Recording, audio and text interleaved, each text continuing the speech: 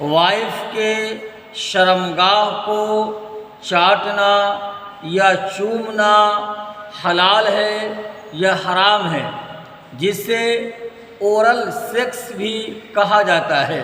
میں آپ کو جناب نبی اکرم صلی اللہ علیہ وسلم کی ایک حدیث سناتا ہوں۔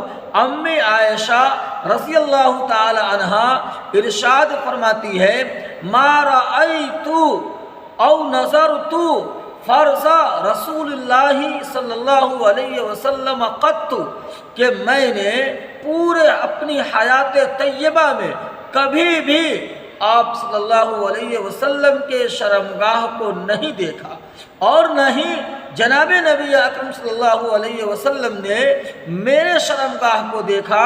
چومنا اور چاٹنا یہ تو حیوانیت کا طریقہ ہے، جانوروں کا طریقہ ہے، انسان کا طریقہ نہیں ہے۔ یہ یورپ کی تہذیب ہے، مغربی ملکوں کا ایجاد ہے۔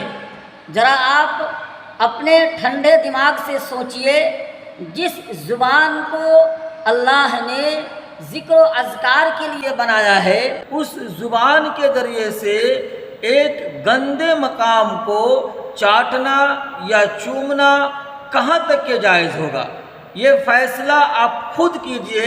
شرعی نقطہ نظر سے وائف کے شرمگاہ کو چاٹنا یا چومنا یہ مکروہ تحریمی کے درجے میں آتا ہے۔ بعض علماء نے تو اسے حرام تک کے کہا ہے، اور اس کے طبی نقصان بھی ہے۔ ڈاکٹروں کے اعتبار سے بھی اس کے بہت سارے نقصانات ہیں۔